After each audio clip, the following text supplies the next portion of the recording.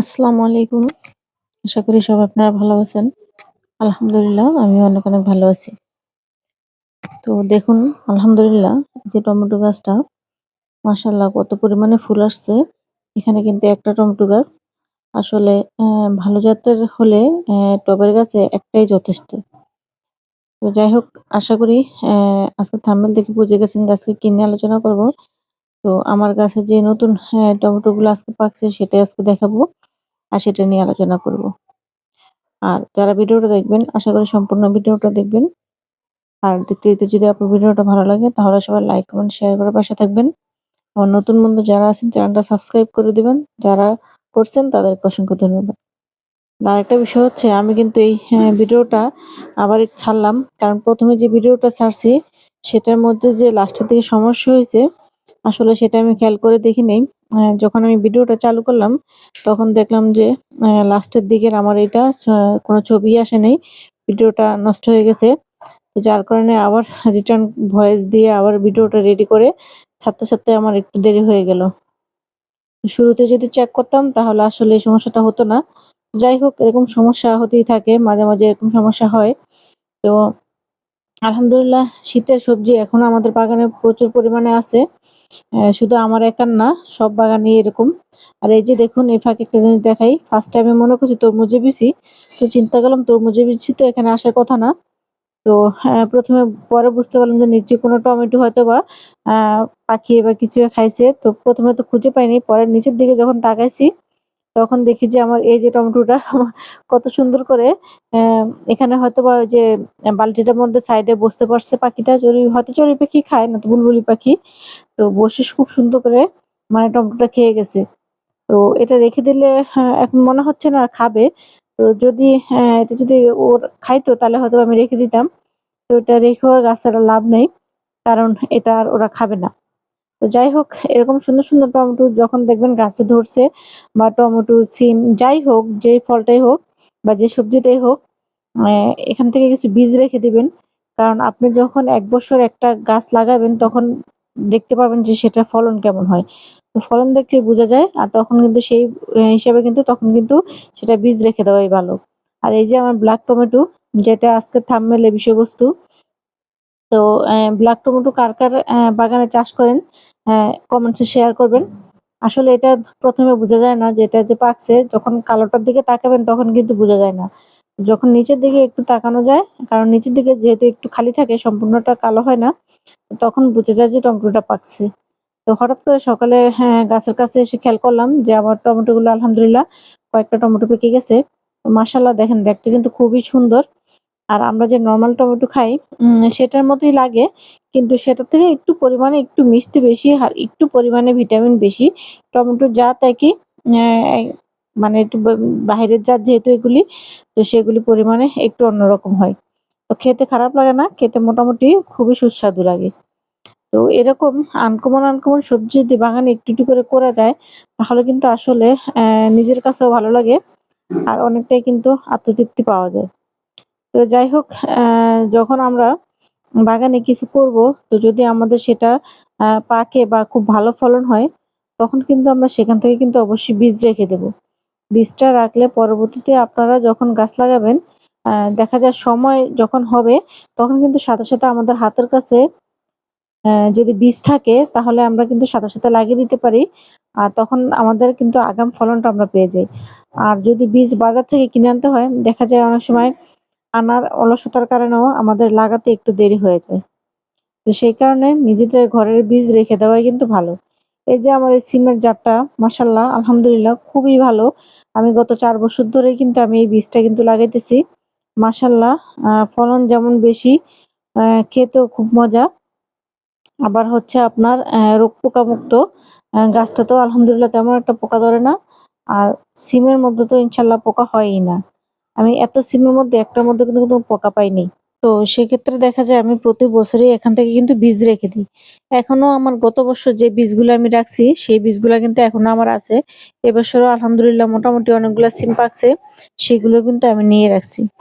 তো এরকম করে আপনারা যখনই দেখবেন আপনাদের যে সবজি যেমন সিম, করলা, আ গরমের সিজনে তারপর হচ্ছে আপনার যদি ডাঁটা লাগে ডাঁটার বিচি, তারপর হচ্ছে শীতের দিনের এই যে আপনার টমেটোর বিচি বা এরকম বিচি যদি আমরা যদি লাগাই, আর যারা বাগান বড় যদি কেউ ফুলকপি চাষ করেন, কারণ ফুলকপির অনেকে বীজ রাখে, অনেকে রাখে না। যদি বাগান খুব বেশি বড় হয় তাহলে কিন্তু একটা বীজ রেখে দেওয়াই যায় যদি ফুলকপির সাইজ ভালো হয়।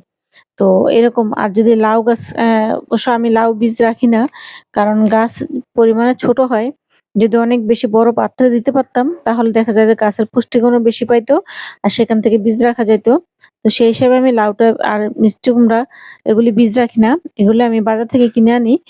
প্রতি বছরই কিনে এনে লাগাই। তো যেগুলি আমার রাখার মধ্যে রাখতে পারি সেগুলি কিন্তু আমি বীজ রেখে দিই। তো এরকম কালো টমেটো আসলে খেতেও খুব ভালো লাগে। আর দেখতেও কিন্তু খাওয়ার চাইতে কিন্তু দেখার সৌন্দর্য অনেক বেশি। তো আলহামদুলিল্লাহ এই সিমগুলো যখন আমি বাগানে হারভেস্ট করি, এটা নিয়ে কিন্তু আমার ৩ বার হারভেস্ট করা। কারণ সিমের জাতটা যেহেতু আলহামদুলিল্লাহ অনেকই ভালো, তা আমি এই বীজটা কিন্তু কখনোই আমি কিন্তু হাতছাড়া করি না। এই যে দেখতেছেন একেকটা স্টেকে মাশাআল্লাহ এত পরিমাণে সিম আসছে, মনে হচ্ছে যে নতুন গাছ উঠে এই ১ম গাছে সিম আসছে। কিন্তু না। এটা নিয়ে কিন্তু আমার উম এবার ৩ বার হারভেস্ট করা। তো ৩ বারের মতো দেখেন আলহামদুলিল্লাহ কত সুন্দর ফলন আসছে মাশাআল্লাহ। তো এরকম আমি যদি স্টিকটা না ভাঙি তাহলে কিন্তু আমি আশা করি এখান থেকে কিন্তু আমি আবারও ফলন পাবো। হয়তোবা যদি একটু কমও পাই কিন্তু পাবো। তো আরেকটা জিনিস খেয়াল রাখবেন, আমি প্রত্যেক ভিডিওতে আপনাদের সাথে শেয়ার করি গাছের খাবার। আমি এতদিন বাগান করতে, করতে এতটুকু জিনিস বুঝতে পারছি যে টবের মাটিতে যদি আমরা পর্যাপ্ত খাবার দেই, তখন কিন্তু আলহামদুলিল্লাহ গাছ কিন্তু কোনোভাবেই আমাদেরকে নিরাশ করবে না। আপনি সেখান থেকে কিছু না কিছু অবশ্যই গাছ থেকে পাবেন। রিটার্ন আপনি কিছু পাবেনই। তো যেহেতু আমি সপ্তাহে ১ বার করে গাছে অবশ্যই খাবার দেই, হ্যাঁ, সেটা হতে পারে সরিষার খোল ভিজানো পানি বা দেখা যায় যে আমার যেই কিচেন কম্পোস্ট আছে সেটা আমি ভিজিয়ে রাখি। সেটা ভিজিয়ে রেখে ৪-৫ দিন পরে তারপরে সপ্তাহে ১ বার যদি সরিষার খোল ভিজানো পানি দেই, একবার আমি আ সবজির খোসা ভিজানো পানি দেই। তো দেখেন মাটি কিন্তু খুবই অল্প। তো এখানে কিন্তু আমার একেকটা ক্যারেটে ৩ টা করে সিম গাছ আছে। তো তারপরেও আলহামদুলিল্লাহ ফলন কিন্তু খুবই সুন্দর। গাছও কিন্তু একেবারে রোগ পোকামুক্ত। আসলে অ্যা অ্যা সুস্থ শরীর, সুস্থ মন সবকিছু থেকে কিন্তু আমাদের যেমন রোগবালাই থেকে মুক্ত রাখে, তেমনিও কিন্তু গাছ আপনার গাছে যত পুষ্টি থাকবে, যত খাবার পাবে, তত কিন্তু আপনার গাছের রোগ প্রতিরোধ ক্ষমতাও বেশি থাকবে। আমি কিন্তু এই সিম গাছগুলি লাগানোর পরে মাত্র ১ বার গাছে আমি ওষুধ দিছি। আর আলহামদুলিল্লাহ আমি কিন্তু সবসময় জৈব মাটিতে আমি আমার বাগান করি। কিভাবে মাটি রেডি করি আমার কয়েকটা ভিডিও পিছনে দেওয়া আছে। যদি কারো দেখার প্রয়োজন হয় দেখে আসতে পারেন। তো দেখলে হয়তো আপনারাও অবাক হয়ে যাবেন যে এইরকম মাটিতে বা এরকম অ্যা যত্নে আলহামদুলিল্লাহ এরকম ফলন যে ছাদ থেকেও পাওয়া সম্ভব। আর রাসায়নিক তো আমি কোনো ব্যবহারই করি না। অ্যাম যদিও দেখা যায় যে খুবই কম, খুবই কম। খুব প্রয়োজন, অনেক প্রয়োজন না হলে আমি রাসায়নিক গাছে ব্যবহার করি না। সবসময় জৈবতেই করি। আর পটাশ অ্যা যে লাল সারটা সেটা আমি অবশ্য মিথ্যা কথা বলব না। একটু এনে রাখি বাসায়। যদি দেখি খুবই আমার প্রয়োজন হয়, তখন আমি দেখা যায় কি যে সরিষার খোল ভেজানো পানিটা মিশাই, তার সাথে আমি আ ১ মুঠোর থেকেও কম একটু পটাশ আমি মাঝে, মাঝে সেই পানির সাথে মিশিয়ে দিই। তো সরিষা খোল ভেজানো পানির সাথে। তো তখন দেখা যায় সামান্য পরিমাণে আমার গাছে একটু দেওয়া লাগে, যদি প্রয়োজন হয়। আমি বারবারই বলি যদি প্রয়োজন হয়। তাছাড়া আমি যে আলুর খোসা ভিজানো পানি, কলার খোসা ভিজানো পানি বা আমাদের আরো বিভিন্ন যে কিচেন কম্পোস্ট গুলি আছে সেগুলো ভিজানো পানি, এগুলিতেই আলহামদুলিল্লাহ পর্যাপ্ত পরিমাণে গাছে খাবার পায়। আর সেখান থেকে কিন্তু ভালো ফলন হয়। ভালো ফলন হওয়া তো এই কাজগুলির মাধ্যমেই কিন্তু আমি কিন্তু আমার গাছ থেকে এরকম ফলন পাই। আর নতুন, নতুন সবজি চাষ করা মানে নতুন, নতুন অভিজ্ঞতা। তো ফুলকপি, বাঁধাকপি কিন্তু আমি আগে চাষ করি নাই। তবে অনেক বছর ২-৩ বছর আগে একবার কয়েকটা ফুলকপি লাগাইছিলাম। এর মাঝখানে আর কিন্তু কোনো কিছু আমি করিনি। তো এবার কিন্তু আমি কিন্তু আবার আমার বাগানে একটু ফুলকপি, বাঁধাকপি লাগাইছি, একটু নতুন সবজি। তো সেটা পাওয়ার পরে আমার আনন্দটা কিন্তু আসলে বেড়ে গেছে। তো যাই হোক, যাদের জায়গা বেশি আছে তারা লাগাবেন। জায়গা থাকলে কিন্তু লাগানো যায়। এই যে আমি আবার সিমের গাছ লাগিয়ে দিছি। জানি না এটা বড় হতে, হতে সিম পাবো কিনা। তো আলহামদুলিল্লাহ দেখেন এখানে কিন্তু টমেটো গাছটা কিন্তু খুব সুন্দর হইছে। তো ইনশাআল্লাহ যদি এই গাছের মধ্যে টমেটো হয়, ভালো টমেটো হয়, তাহলে আমি এখান থেকে কিন্তু বীজ রেখে দেব। কারণ গাছগুলা উচ্চতায় খুব বড় হয় না। মোটামুটি ঠিক আছে, খুব জোপালো হয়। আর জোপালো যত হবে ফলন তত বেশি হবে। আর আমার এই যে হাতের ডান পাশের যে গাছগুলো এখন দেখতেছেন, এটা কিন্তু লম্বায় অনেক বেশি হয় কিন্তু ঝোপালো কম হয়। তো সেক্ষেত্রে আমার যে জিনিসটা ঝোপালো বেশি হবে সেটাই কিন্তু আমার কিন্তু ভালো। কারণ যত শাখা-প্রশাখা বের হবে সেখান থেকে ফলনও তত বেশি আসবে। তো চলুন দেখি আজকে কতগুলো সিম হারভেস্ট করলাম। তো এরকম সবজি দেখে কার লোভ হয় জানাবেন। আসলে নিজের হাতের জিনিস এভাবে গাছ থেকে সাথে পেড়ে নিয়ে রান্না করে নিয়ে রান্না করা এটা কিন্তু আসলে অন্যরকম একটা আনন্দ, আলাদা একটা আনন্দ। এটা বলে প্রকাশ করা যায় না। তো যারা বাগান করি তারাই জানি। অনেকে আপুরাই বলে ভিডিওতে শুনি যে এটার আনন্দ যে কত পরিমাণ সেটা যারা বাগান না করে তারা বুঝবে না। আসলে ঠিক কথা। অনেকে হয়তোবা বলতে পারে যে সামান্য জিনিসে এত খুশি।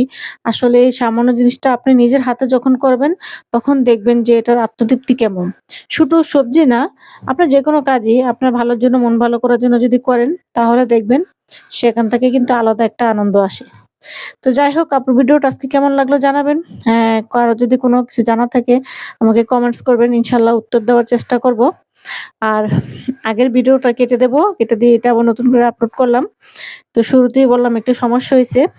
তো যাই হোক যারা সম্পূর্ণ ভিডিওটা দেখলেন তাদেরকে অসংখ্য ধন্যবাদ। আর যদি কারো কোনো মতামত থাকে আমাকে দেওয়ার মতো তাহলে দিবেন ইনশাআল্লাহ। তো সবাই ভালো থাকবেন, সুস্থ থাকবেন। আল্লাহ হাফিজ।